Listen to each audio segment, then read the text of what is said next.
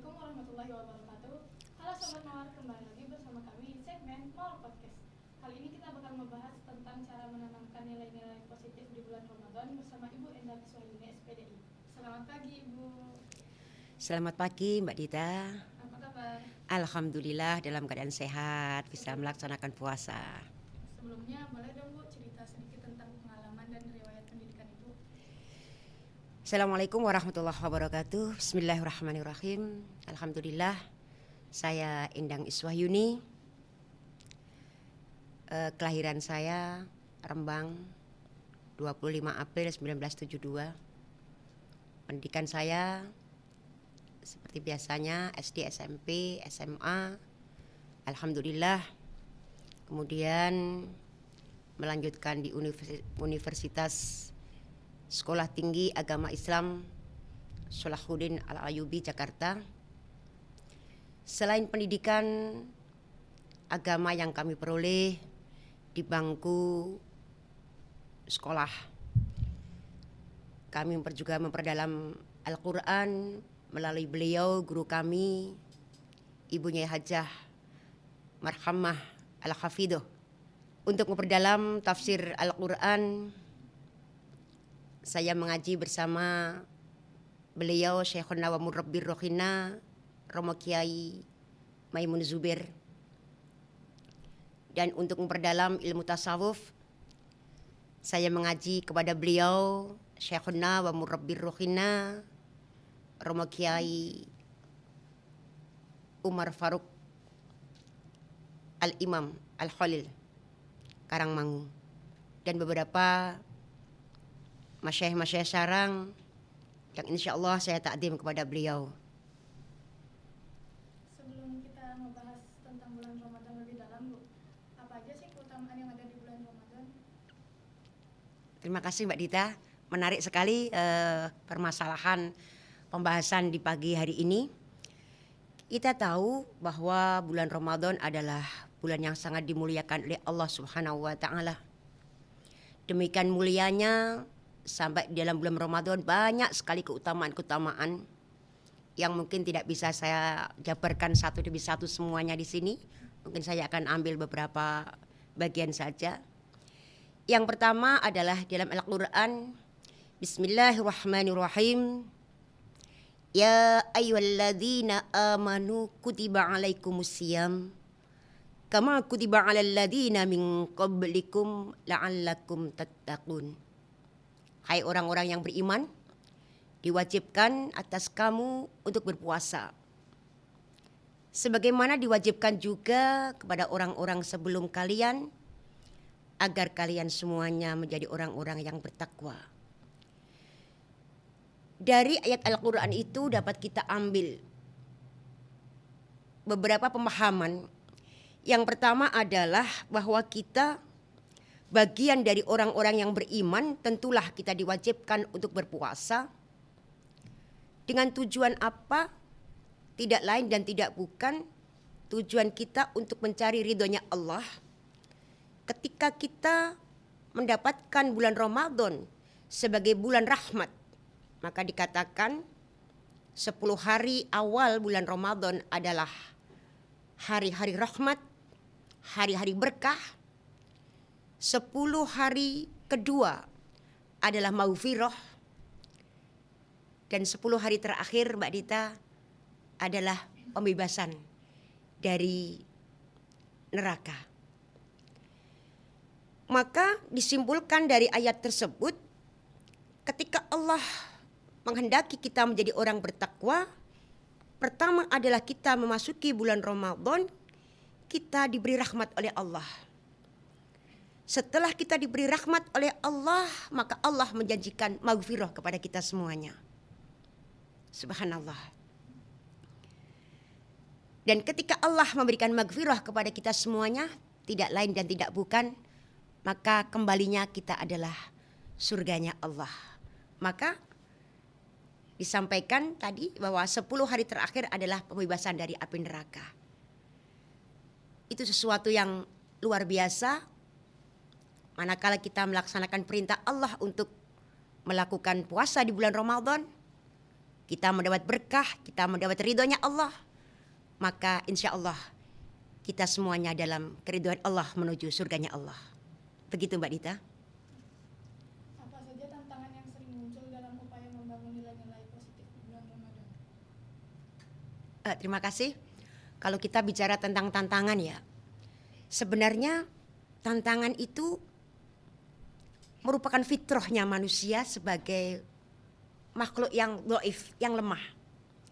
Tantangan-tantangan kita di bulan Ramadan ini, kalau kita bicara bahwa lapar, dahaga, itu adalah bagian dari tantangan-tantangan kita. Maka kita bagi menjadi dua bagian. Tantangan yang pertama adalah tantangan secara intern yang berasal dari diri kita sendiri. Kemudian tantangan yang kedua adalah ekstern, tantangan yang berasal dari luar diri kita. Mungkin bisa saya sampaikan Mbak Dita ya, mohon izin. Tantangan dari diri kita sendiri adalah fitrahnya kita, kedhaifan kita tadi yang saya sampaikan, bahwa kita adalah makhluk yang lemah, punya perasaan lapar, punya perasaan dahaga. Karena sebenarnya puasa itu bukan hanya sekedar kita menahan haus, menahan lapar, tetapi sesungguhnya puasa itu sendiri adalah pengelolaan hati. Itu yang sulit Mbak Dita. Apalagi kalau kita tahu bahwa faktor ekstern kita mendukung untuk adanya tantangan-tantangan tersebut. Contoh, ketika kita tahu di lingkungan kita ada orang-orang yang membuat kita emosi, atau kadangkala membuat kita muncul gosip kita, ya, gibah kita. Padahal Rasulullah Shallallahu Alaihi Wasallam beliau pernah berkata bahwa nanti di akhir zaman ada umatku yang puasa di bulan Ramadan, melaksanakan rukun-rukun dan syariat-syariatnya semuanya, tapi dia tidak mendapatkan pahala puasa Mbak Dita. Naudzubillah tsumma naudzubillah. Pahalanya puasa apa bahasa Jawanya itu udar, bocor ya. Siapa itu? Para sahabat bertanya. Maka Rasulullah menyampaikan, orang-orang yang melaksanakan puasa di bulan Ramadan, dia tidak batal puasanya, tetapi dia tidak mendapatkan pahala puasa apa-apa. Dia hanya mendapatkan lapar dan dahaga. Yang pertama adalah orang yang ghibah. Ya. Bukan berkurang, malah pahalanya tidak ada. Ada 4 golongan kalau nggak saya. Orang yang ghibah, kemudian orang yang adu-adu, sumpah palsu atau berkata bohong. Yang keempat, syahwat. Jadi salah satunya adalah orang yang ghibah. Ternyata itu adalah tantangan dari luar kita. Ya, semoga kita bisa mengelola hati kita semuanya, Mbak Dita, dan sahabat-sahabat kita semuanya. Bagaimana cara menjaga lisan dari perkataan yang buruk dan kurang bermanfaat di bulan Ramadan? Ya, mungkin salah satunya ghibah tadi ya, Mbak Dita ya. Ya, terima kasih. Kita memang faktor-faktor tadi yang menghalang-halangi tantangan-tantangan tadi yang menghalang-halangi ibadah kita, itu perlu kita ketahui bahwa bagaimana kita menjaga itu semuanya, maka kita sibukkan hari-hari kita Mbak Dita. Kita sibukkan hari-hari kita dengan zikrullah, ingat kepada Allah. Kita sibukkan dengan baca Al-Quran. Kita sibukkan dengan bersolawat atau mendengarkan kajian-kajian Islam, atau kita belajar kitab ya, sehingga pemandangan-pemandangan di sekitar kita yang sekitarnya menimbulkan sifat alami manusia itu bisa kita tekan sedalam-dalamnya. Nilai positif apa aja sih yang bisa kita lakukan selama bulan Ramadan? Sebenarnya banyak sekali ya nilai positif yang kita lakukan di bulan Ramadan ini. Yang pertama bahwa kita bisa merasakan bagaimana tirakatnya orang-orang dahulu ya. Bagaimana orang-orang terdahulu menahan laparnya, menahan hausnya untuk menimba ilmu, untuk memperdalam keimanan mereka. Dan tak kalah pentingnya bahwa kita bisa berbagi kebersamaan bersama-sama teman-teman yang di pondok ya Mbak Nita ya. Kita di pondok bersama-sama berbagi makan, kemudian berbagi ilmu kepada teman-teman. itu adalah sebenarnya nilai-nilai yang sangat positif sekali. Kita terapkan kepada teman-teman kita beri contoh yang baik agar kita menjadi figur yang insya Allah suatu punya nilai plus untuk dapat salurkan tenaga energi positif kepada teman-teman di sekeliling kita. Itu Mbak Dita. Gimana sih Bu cara melatih kesabaran dan pengendalian diri saat berpuasa? Karena kan emang banyak tuh teman-teman kadang bikin jengkel, bikin kesel gitu. Ya, benar Mbak Dita. Karena kita juga hidup di lingkungan sebagai makhluk sosial ya. Jelas itu kita bagaimana kita bisa mengatur kesabaran kita. Kalau saya angan-angan Mbak Dita, sebenarnya puasa sendiri itu adalah suatu sudah melatih kesabaran. Orang puasa itu kebawaannya pengen emosi karena lapar dan sebagainya gitu Mbak Dita ya. Tapi bagaimana cara kita melatih kesabaran kita? Jelas untuk mengendalikan diri kita supaya tidak terpancing dengan lingkungan kita yang membuat kita emosi atau kita hati kita yang tidak nyaman. Maka baiklah kalau kita menghindari dulu orang-orang yang sekiranya yang sering membuat kita emosi. Kita hindari dulu. Atau mungkin ketika kita sudah terbentur dengan permasalahan teman yang membuat kita emosi, maka kita ingat bahwa puasa kita ikhlas karena Allah. Kalau kita ingin pujian orang atau ingin semuanya karena manusia, 100% akan kecewa Mbak Dita. Benar, 100% kita akan kecewa. Kalau kita karena Allah, apapun yang terjadi di lingkungan kita ikhlas karena Allah, insya Allah akan berjalan dengan baik. Susah banget soalnya Bu melatih kesabaran, apalagi kalau ngelihat temen yang makan gitu, misalnya nggak puasa gitu kan, itu kayak susah banget, jadi pengen makan gitu. Benar sekali itu ya. Saya masih ingat di dalam kitab Nasihatul Ibad itu pernah ada cerita bahwa seorang Yahudi suatu hari pernah memarahi anaknya ketika anaknya makan di depan orang yang sedang puasa. Diseret itu anaknya, dipukul anaknya. Kemudian seorang muslim bertanya, "Hei orang Yahudi, kenapa engkau memarahi anakmu?" Orang Yahudi mengatakan, dia tidak menghargai orang yang puasa.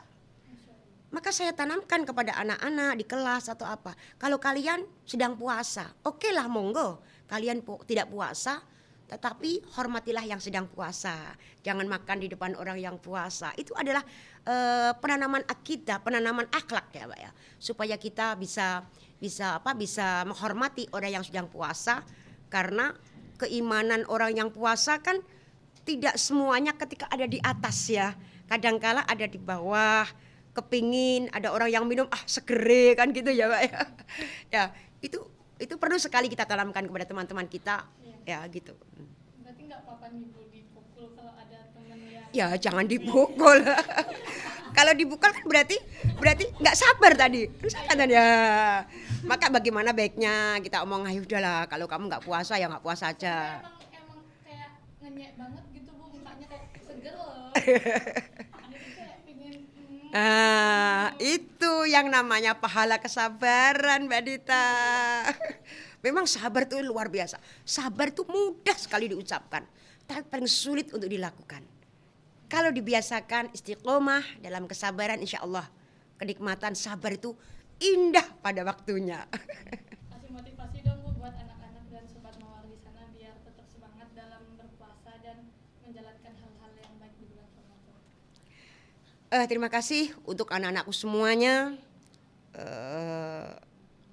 kaum muslimin rahimakumullah. Di dalam bulan puasa ini memang banyak sekali godaan-godaan. Walaupun sudah diterangkan sebenarnya setan sudah dibelenggu, tapi kenapa masih banyak sekali yang melakukan kegiatan-kegiatan yang buruk, atau bahkan tadi yang Mbak Dita sampaikan makan dengan menggoda gitu ya. Marilah kita bersama-sama untuk menjadi lebih baik, untuk menjadi suri tauladan di sekeliling kita, bahwa sebenarnya doanya orang yang berpuasa itu sangat manjur sekali Mbak Dita. Di dalam hadis riwayat Imam Ahmad ya, ada 3 golongan orang yang doanya tidak tertolak. Yang satu adalah doanya orang yang sedang berpuasa sampai dia berbuka. 2, doanya pemimpin yang adil. Yang ketiga, doanya orang yang terdolimi. Jangan mengatakan kalau lagi di nyek makan terus kamu terdolimi, jangan ya. Jangan kamu merasa, wah aku lagi terdolimi, doanya terkabul ini Bu Endang bilangnya. Doanya orang yang sedang berpuasa sampai dia berbuka. Itu ada waktu-waktu yang luar biasa. Contohnya sepertiga malam, Qiyamul Lail. Itu doanya luar biasa. Tetapi ada doa yang sangat mujarab, yaitu doanya orang yang sedang berpuasa mendekati berbuka. Kalau kita, mohon maaf ya Mbak Dita ya, kalau kita tahu bahwa tradisi ngabuburit ya, kita tahu ya Mbak Dita ya, kalau sore ya maklum ya kalau di pondok mungkin nggak ada tradisi seperti itu ya. Di masyarakat kita tahu sore mendekati masa-masa berbuka, mereka ngabuburit, bingung cari makanan kesana kemari, oke lah monggo. Tetapi selakan waktu di situ, karena waktu mendekati berbuka adalah waktu yang sangat mustajab sekali. Maka digunakan sebaik mungkin. Ketika kita dengar adzan Allahu Akbar, maka Kak panjenengan juga berdoa mesti kan ya? Apa doanya Mbak Dita? Allahumma lakasumtu wa bika amantu ala rizki aftartu bi rahmatika ya arhamar rahimin. Jangan hanya itu, ya, langsung minta sama Allah. Ya Allah, minta doa. Semuanya berdoa ya, karena itu adalah waktu mustajab ya. Ya Allah, saya mohon ampuni saya, ampuni orang tua saya, ampuni guru-guru saya, ampuni keluarga saya. Ya. Kemudian jenengan juga ini saya terapkan mungkin ya, karena sudah saya terapkan, saya berdoa di masa-masa ketika menjelang berbuka untuk orang tua saya, untuk keluarga saya, untuk guru-guru saya, masyayikh sarang, wabil khusus masyayikh Al-Anwar. Insya Allah doa-doa itu sangat mustajab sekali. Jadi jangan kita gunakan untuk menunggu beduk berbuka dengan kita happy di luar kongko ya, ngomong di luar itu gunakan itu untuk menjelang itu adalah doa yang sangat mustajab sekali. Ini ada beberapa pertanyaan dari sobat mawar di luar sana Bu. Gimana cara Ibu ngatur waktu dengan aktivitas yang padat saat bulan Ramadan? Terima kasih. Ya alhamdulillah ketika bulan Ramadan ini untuk acara sore tidak seperti biasanya ketika kami harus muslimatan di majelis taklim. Untuk di bulan Ramadan ini saya membagi waktu itu menjadi 3 bagian Mbak Dita. Yang pertama adalah waktu yang efektif. Waktu yang efektif itu waktu di mana saya berangkat sekolah, saya mengajar. Itu adalah waktu yang energi kita masih prima. Kemudian yang kedua adalah waktu di mana kita bisa beribadah. Dan yang ketiga adalah waktu di mana kita istirahat. Karena kita tahu bahwa puasa itu energinya jelas berkurang sekali, moodnya juga berkurang. Maka di waktu efektif itu ketika jam-jam mengajar, kita gunakan sebaik mungkin untuk mengajar sehingga kita tidak terlalu kelelahan. Kemudian yang kedua, waktu di mana kita bisa beribadah adalah waktu ketika habis sahur, Mbak. Waktu kenyang-kenyangnya ya. Waktu habis sahur itu kita masih semangat. Kemudian kita bisa qiyamul lail, kita bisa baca Al-Qur'an sambil menunggu subuh ya. Itu adalah waktu-waktu yang sangat efektif sekali. Tapi ingat, ketika selesai subuh jangan tidur Mbak Dita ya. Mbak Dita tidur ya? Tuh. Diusahakan. Syekhona wa murabbi rohina Roma Kiai Maimun Zubair, beliau sering menasihatkan kepada kami bahwa setelah subuh diusahakan jangan tidur. Karena itu bisa menimbulkan kefakiran, Mbak. Tidak tahu Allah alam, fakir dalam hal harta atau fakir dalam hal ilmu saya tidak tahu. Tapi saya mencoba untuk tidak tidur setelah subuh. Nanti kalau sudah agak berjarak misalnya matahari terbit atau setelah duha barulah kita tidur itu ya. Kemudian yang kedua adalah waktu istirahat. Kita harus benar-benar menyisihkan waktu untuk istirahat.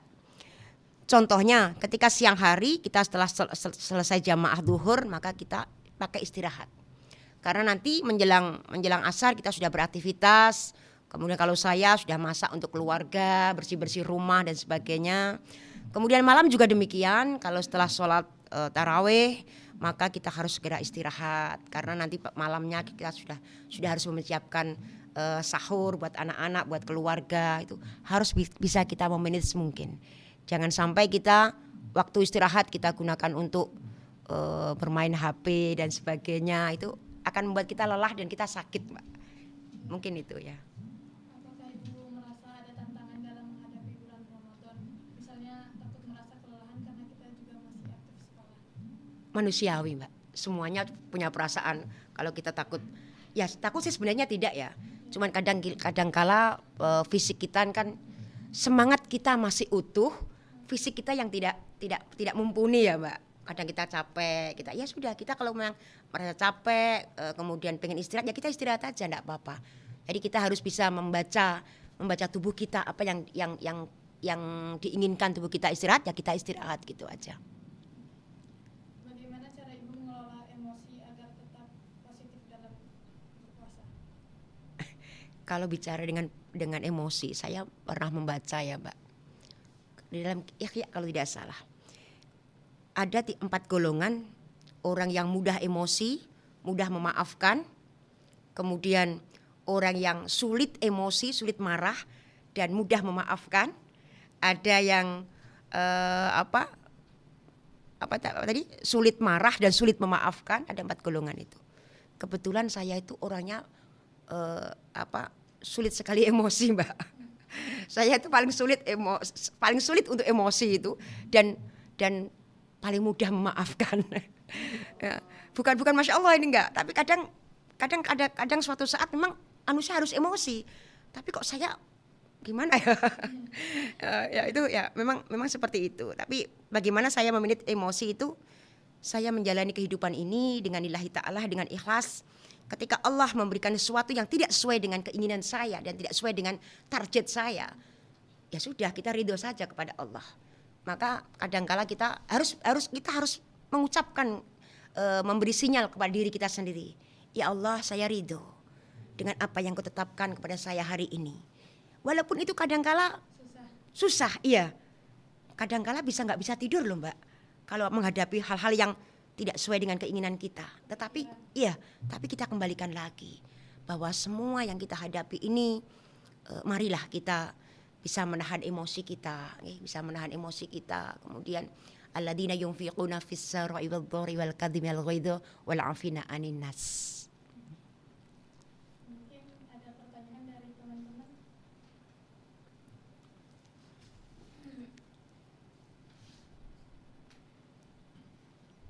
Monggo kalau mau bertanya, enggak apa-apa. Jadi gini, bukan kalau bulan Ramadan itu kan ada sholat tarawih ya Bu di malam hari, tapi kan semakin kesini tuh orang sholat tarawih itu semakin jarang Bu, dengan alasan kayak kan sunnah kayak gitu loh Bu. Gimana cara kita menanggapi orang yang kayak gitu Bu? Ya, terima kasih.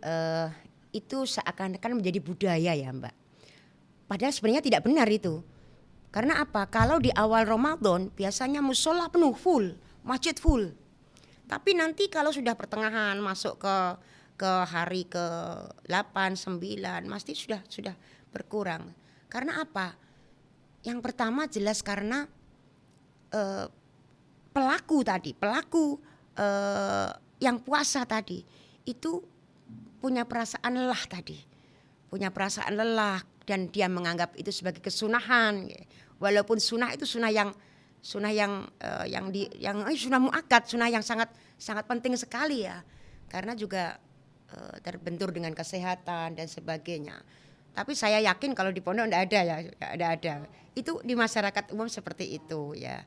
Ya, menanggapi bagaimana kita harus seperti ya, kita jalan saja. Kita manusiawi lah. Kita jalan, kalau kita mau mengajak kita ya ajak mereka untuk tarawih, untuk sholat tarawih. Makanya sering kita di media sosial kita story kita pahala sholat tarawih malam ke ini gitu ya. Kalau saya sebenarnya itu di hati itu nggak enak ya. Kenapa kita sholat tarawih? Bukan untuk mencari itu, bukan mencari pahalanya itu kan. Kita sholat tarawih itu hanya sebagai pengabdian kita sebagai hamba kepada Allah. Kita tahu bahwa kita itu hamba, kita menghamba. Tapi kalau masyarakat, mungkin saya juga sendiri, saya sendiri juga ya.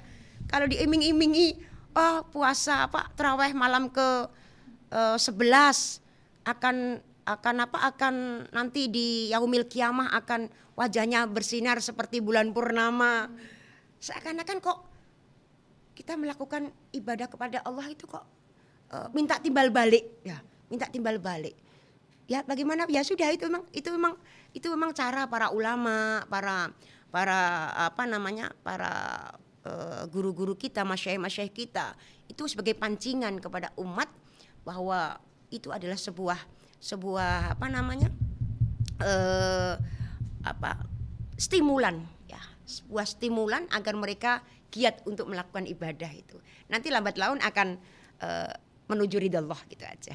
Selain sholat tarawih Bu, apa aja sih amalan sunnah yang dianjurkan di bulan Ramadan ini? Tadi sih di depan saya katakan bahwa keutamaan bulan Ramadan tadi salah satunya adalah berzikir, membaca Al-Quran, itu adalah semuanya dilakukan oleh Rasulullah itu. Apa yang dilakukan oleh Rasulullah kan bukankah kesunahan ya Mbak ya.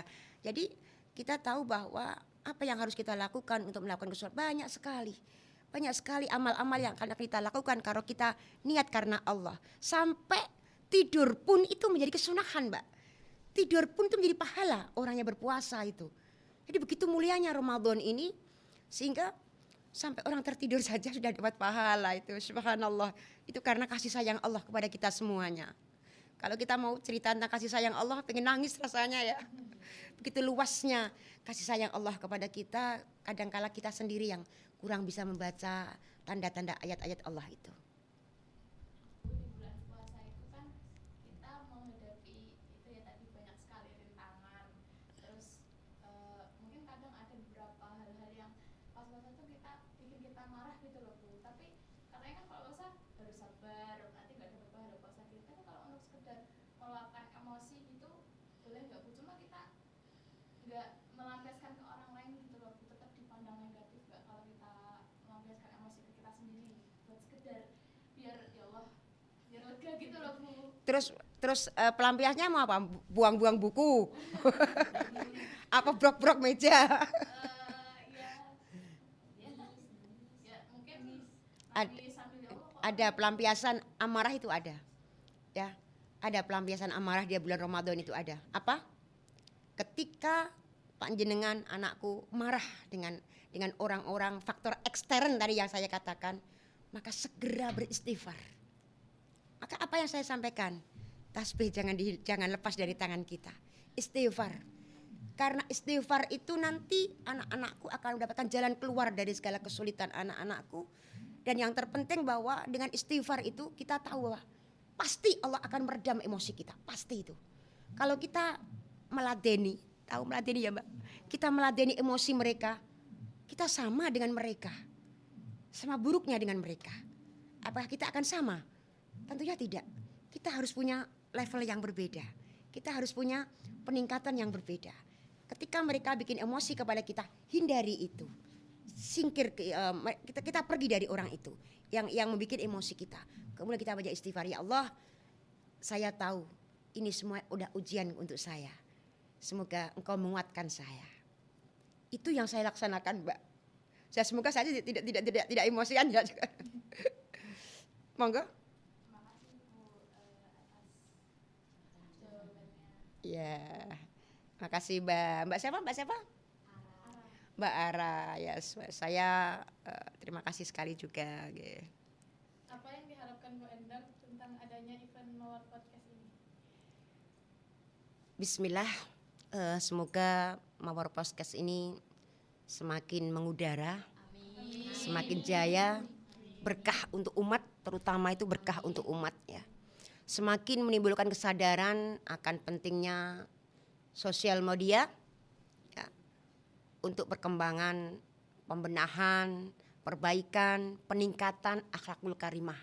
Semoga doa saya kita yang ada di sini dan semua santri-santri Madrasah Aliyah Al Anwar yang kita cintai ini kelak menjadi anak-anak yang berguna bagi nusa, bangsa, agama, dan orang tua.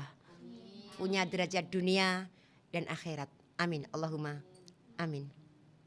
Jadi buat teman-teman, yuk kita isi bulan Ramadan ini dengan hal-hal yang positif dan bermanfaat, karena Allah melimpahkan banyak rahmat dan keberkahan di bulan ini. Tapi bukan berarti kita nggak bisa berbuat baik di bulan lain ya.